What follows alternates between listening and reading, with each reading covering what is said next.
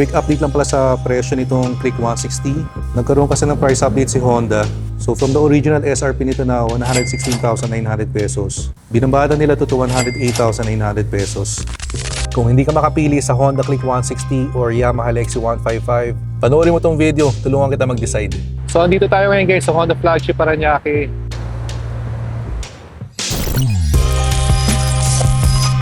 For today's video, check natin itong Honda Click 160. Ito nga pala guys ang bagong kulay. I-discuss natin yung specs and i-compare natin sa Yamaha Lexi para hopefully matulungan kayo mag-decide.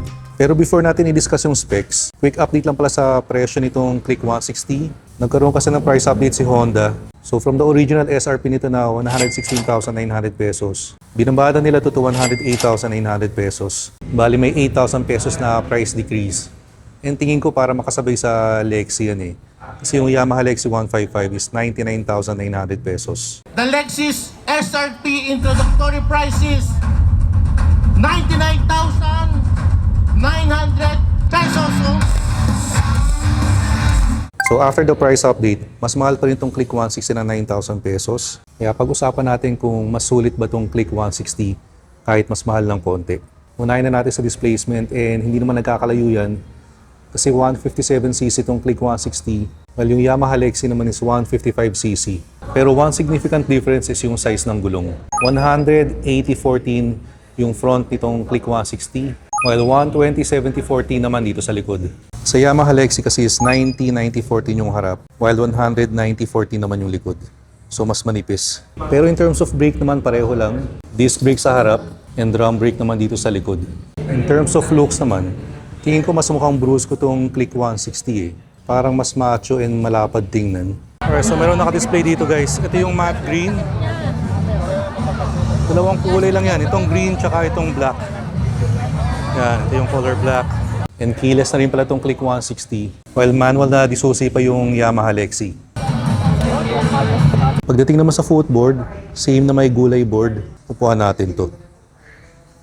Ganito yung legroom sa Click 160. And since naupuan ko rin naman yung Yamaha Lexi, tingin ko pareho lang ng size. Upuan natin guys. Tamang-tama lang yung size ng footboard. So pwede na kayo mamalengke dito. And meron na rin idle stop system tong Click 160. And I think stop start naman yung tawag sa Yamaha Lexi. Pagdating naman sa display, pareho na yan naka-LCD panel. So wala pang naka-TFT dun sa dalawang scooter. Ito guys yung panel. And in terms of U-box capacity, ito yung sa Click 160. 18 liters yan. Tanggalin natin itong mga laman muna.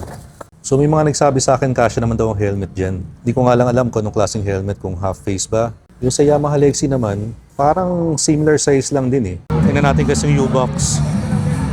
Ayaw talaga nila isa yung dito sa araw. Ang decent size. Pero wala kasi mahanap online ng actual capacity. Pagdating naman sa ilaw, same na yan. All LED na. All LED lights na rin yan. Yung angas din talaga ng itsura ng Click eh, no? So pati sa likod, LED na lahat yan. Kaya goods na pareho sa gabi. Nakalimutan ko lang palang i-add sa brake. Parehong walang ABS tong Click 160 and Yamaha Lexi. Pero naka-combi brake system tong Click. So far, yun na nakita kong difference. Mas mataba tong gulong ng Click 160. Harap and likod. And for me, malaking bagay yun. Kasi pag mas mataba yung gulong mo or mas makapal, mas maganda yung grip mo dyan. And syempre, mas convenient na rin pag naka-keyless system ka. And na-try ko na rin before yung combi brake system. And para sa akin, nagustuhan ko yun. So kung nahihirapan ka pa rin mag-decide between Yamaha Lexi and dito sa Honda Click 160, for me, depende na sa taste ng bibili. Kasi magkaiba talaga ng itsura eh. Pero kung tatanungin mo ako kung sulit ba yung 9,000 na price difference, sa akin, oo. Yung mas matabang gulong, panigurado, mas safe sa rides yan. Tapos naka-keyless ka na. Tapos combi brake system pa. Sobrang sulit guys. So again guys, ulitin ko lang. Binaba na yung presyo nitong Honda Click 160. 108,900 pesos na lang to. So sa mga interesado, meron pa dito sa Honda flagship Paranaque. Ito yung matte white na bagong kulay daw. And may isa pa sila dito. So dalawa pa yan available sa mga interesado. Pero guys, kung kayong tatanungin nyo, napakaganda nitong Click 160. Lalo na tong kulay na to. Pwedeng-pwede sa akin to. And guys, nandito yung idol natin. Boss Vic! Good afternoon. Pero syempre, hindi kompleto yung pasyal natin dito sa Honda kung hindi ko ipapakita sa inyo yung mga motor na nandito. So again, Click 160. And marami silang Click 125 V4 dito ah. pero puro standard lang. Ayan, itim.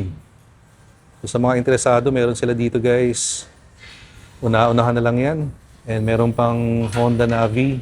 And ito naman guys yung e-bike. Yung Honda EM1E. Alam ko sa mga flagship store lang meron nito eh. Tingin tayo sa kabilang side. And syempre, andito pa rin, ADV 350. So sa mga interesado, lagi tayong tinatanong eh, kung magkano ba to. Ayan na yung cash price. Ito naman kung gusto yung installment, ayan yung down payment, and ayan yung amortization. Kung 36, 24, or 18 months. May ADV 160 rin sila dito. Ito yung lumang version. Same ng sa akin. And meron namang road sync na bago. Pero sold na eh. Oh. Itong white na road sync, sold na rin. Tapos marami pa silang stock ng ADV 350 dito. May tatlo pang red and isang matte black. Ganda rin ito, no? Yan mga PCX 160 naman. So sa mga naghahanap dyan guys, pasyal na kayo dito. And meron ding Winner X dito. Gusto ko yung kulay nito eh. Oh. And sa mga interested din pala sa comprehensive motorcycle insurance, ito guys yung details. Check nyo na lang kung magkano yung para sa motor nyo. Siyempre, hindi pwedeng hindi tayo papasyal sa big bikes. Tara! Ito guys, Honda Big Bikes dito sa second floor. So unang section dito yung mga tourer nila. Ito yung Rebel. Ito yung lumang Rebel 1100. Bilog pa yung panel. Yan dito naman sa tabi yung bago. So kung makikita nyo, naka 5-inch na colored TFT panel na yan. Na-test ride ko na ito dati. Sobrang sarap dalhin yan. Ito naman guys yung CB1000R. Demo bike nila dati ito eh. Binibenta na ngayon. So sa mga interesado dyan guys, sobrang sulit nito. Alam ko 5,000 kilometers pala yung tinakbo nito. Kaya parang bago na rin yan pag binili mo to. And discontinued na itong model na to. So for sure magiging rare to. Meron silang CB and CBR. Pag-usapang big bike eh, laging kasama sa conversation to. CB650R. Tingnan nga natin kung e-clutch. E-clutch nga. So medyo konti yung mga big bikes nila dito na naka-display.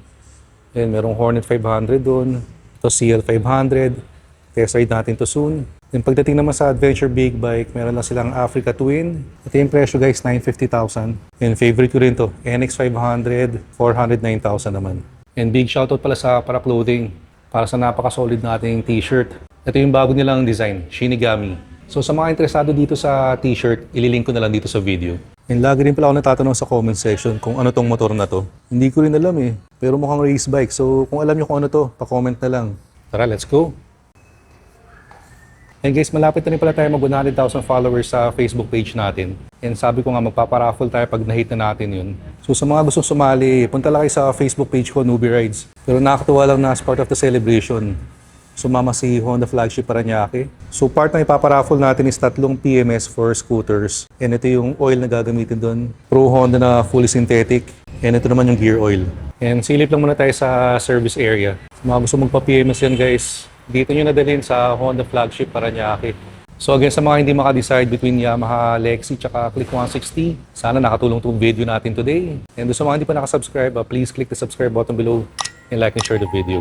So maraming salamat sa mga sumama sa pasyal natin today. Kita-kits sa next video. Ingat kayo lahat palagi. Always ride safe. Peace out.